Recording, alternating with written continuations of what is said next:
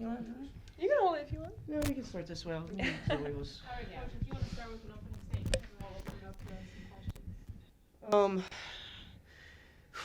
questions. At this juncture, you really don't really want to talk about the game. You want to talk about the kids. You want to talk about the program. You want to talk about all what they've done for like these two, and Erica Hunt also, and Jen Dinas. And I couldn't be prouder of them. We had 4 UAA championships. Our second trip to the Elite Eight. This is supposed to hurt, but I can't be prouder than what they've accomplished this year. What did they do against you? I know you talked last night about how good a defensive team they were, but obviously they showed it. What, were they doing something you didn't expect, or were they just that good at it? I think that they're good at it. They're good at it with everybody. Their team speed is very good. The physicality of the game was tough. They have a big kid inside that I think our kids did our best to try to get on the inside position. But because the way it was called, it was a tough game to try to. We're a team that does some finesse stuff, and we couldn't really get from point A to B very easily. Lily, can you talk about kind of what Coach was talking about, the physicalness of the game and North, a little about her play? Yeah. It's hard when they're being so physical, when you feel like you're trying to box out. Some things didn't go our way. They were working hard and getting a couple hands in there, and that's what we try to do. It just, like I said, the ball didn't quite bounce our way today, and sometimes that happens, and she was really good and strong inside.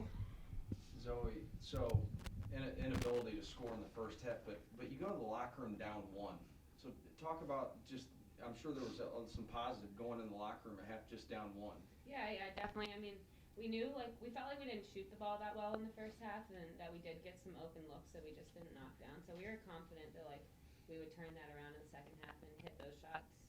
We definitely were, ready to go. Coach, they seemed to get a lot of second chance shots, a lot of rebounds that kind of kept them in play and Exactly. Kind of capitalized that way against you a lot. Exactly. That's what I thought we had inside position. I thought we were hustling to the ball. I'm not going to question my kids' effort on that. I don't know if the ball bounced as well as we wanted it to, and they're a good offensive rebounding team. I'm not taking anything away from Tufts, but it was a very physical inside game. And that's not the game you normally play, would you? Well, there's a point. I think there's a point. I'm picking my words because I think there's a point where it's physical and there's a point where there are just different ways. You step on a court and different games are going to be called different ways, and you have to adapt to how they're being called. And we tried to adapt as best we possibly could.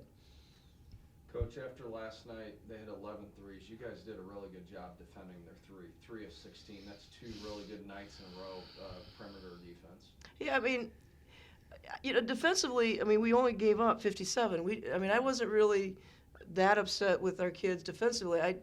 The offensive end, we're just trying to do different things. We like to set screens. We like to move the ball, and it just didn't seem that we could. And so then we had to try to do something that we tried to go inside, and we just didn't have. We just couldn't hit some of the shots inside. It is what it is, and that's what happens at this time of year.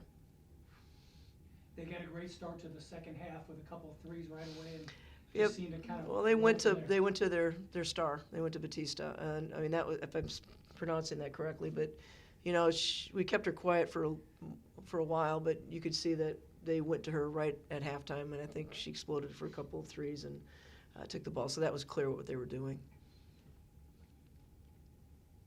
It's always hard to see it end, isn't it? Just nothing easy about this day. It's not nothing easy because you wish things for your seniors. You wish you could play one more. You want to take teams to Final Four. In the last 2 years, we've been to the Elite Eight. I've said this game is the hardest to win and the hardest to lose. You want to talk about your senior class a little bit, Coach? Yeah, I said to them after the game, they're all 4 very different people, and I won't go into details. They know how different they are. But what made them uniquely a great combination of leadership, because different people on the team will be attracted by different types of leaders. but you can be not cohesive if that happens, if they don't understand how different they are and they take the compliments of each other. And that's what I thought, they complemented each other so well.